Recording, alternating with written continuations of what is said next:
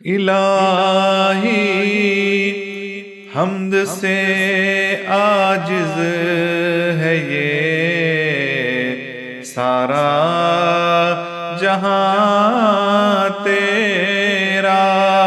آج کل چکا بہت چل رہے، اللہ کو بتاتے، ان کو بتاتے، ان کو بتاتے۔ آج کل دین اتنا، لوگوں کی نظر میں دین اتنا بگڑ گیا، اتنا بگڑ گیا، جب سمجھ میں آئے جب خوابوں میں غوث اعظم آ جا رہے ہیں، جب سمجھ میں آئے جب خوابوں میں غریب نواز آ جا رہے ہیں، جب سمجھ میں آئے جب آ جا رہے ہیں۔ اور یہ تو تماشا اور چل رہا، حاضریاں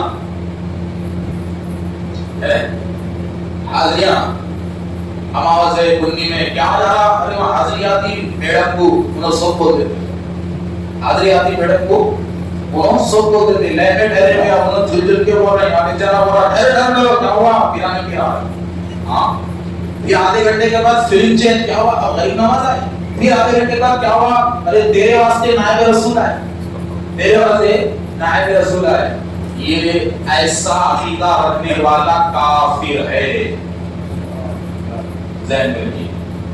اور جو انسان حاضریوں پہ ایمان رکھتا ہے، شریعت میں ایسے کی جنازے کی بھی اجازت نہیں کہ مسلمان اس کے جنازوں میں شریک ہو سکے، اس لیے کہ آنکھ پہ سواری کا عقیدہ کافروں کا ہے، کافروں کا عقیدہ ہے۔ آنکھ میں دیوالا آتے، آنکھ میں فلاں آتے، آنکھ میں انو آتے، آنکھ میں انو آتے، ایسا عقیدہ کافروں کا ہے۔ اور کفریہ عقیدہ رکھنا بھی کفر ہے۔ اور جو مسلمان جان بوجھ کر سمجھانے کے باوجود بھی یہ عقیدے پہ چل رہا ہے اور اسی کو اسلام مان رہا ہے، تو یہ شریعت میں گنجائش نہیں ہے کہ ایسے کے جنازے کو مسجد میں لے کے آئیں۔ اور مسلمانوں کو ایسے کی جنازے کی پرواہ کرنی بھی نہیں چاہیے جو حاضری ہی کو اپنا ایمان سمجھ بیٹھا ہے۔ یہ حاضری ہوتی کیا معلوم؟ میں آپ کو بتا دوں، بات سمجھ نہیں آ رہی؟ اب یہ پر ٹاپک بول دے، وہ ٹاپک ہے کہ حاضری ہوتی کیا معلوم؟ رسول اکرم صلی اللہ علیہ وسلم کے زمانے میں پتھر کا بت بات کرنا شروع کرا، پتھر کا ایک بت، ایک مورتی بات کرنا شروع کری۔ اور مورتی بات کرنا شروع کر کے کیا بولی معلوم؟ آخری نبی جھوٹے ہیں، آخری نبی جھوٹے ہیں، ہمارے خلاف کوئی جھوٹ بول رہے تو ان کی بات نہیں ماننا، موٹے موٹے الفاظ میں کہو۔ اب سارے مکے کے کافر ہل گئے، بولے وہ دیکھو ہمارا خدا بات کر رہا، کون سچا کون جھوٹا فیصلہ ہو گیا بول کے۔ اب وہ بت رسول اللہ صلی اللہ علیہ وسلم کے خلاف انتہائی بڑی بڑی گستاخیاں کرنے لگے، فلاں ہے فلاں، اسلام ایسا، وہ ایسا، یہ ایسا۔ پورے مکے میں ہنگامہ ہو گیا، بت بات کر رہا، بت بات کر رہا، بت بات کر رہا، بت بات کر رہا۔ بت جو ہے نا ادھر چھوٹے بول رہا، رسول اللہ صلی اللہ علیہ وسلم چھوٹے بول رہا، ادھر مسلمان کے حیران کہ ایک پتھر کیسے بات کر رہا۔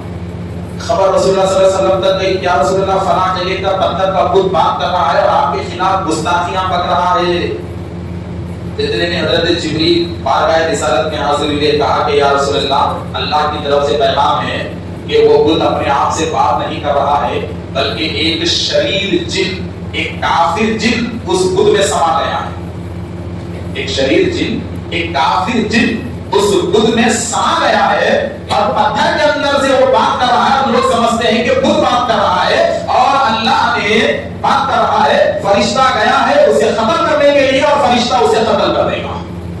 تو فرشتہ گیا اسے قتل کر دیا، قتل کر دیا تو بات میں روایت ایسی بھی آتی ہے، ایسی بھی آتی ہے کہ رسول اکرم صلی اللہ علیہ وسلم کا ایک معجزہ ایسا ظاہر ہوا کہ وہ اندر کا جن ایسا ڈر گیا کہ تھوڑی دیر پہلے گالیاں دے رہا تھا، تعریفہ کرنا شروع کرا۔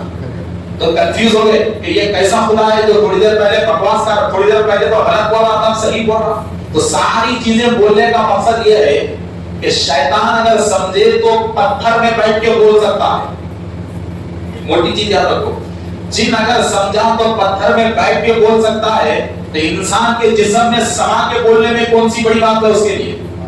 انسان کے جسم میں سما کے بولنے میں کون سی بڑی بات ہے؟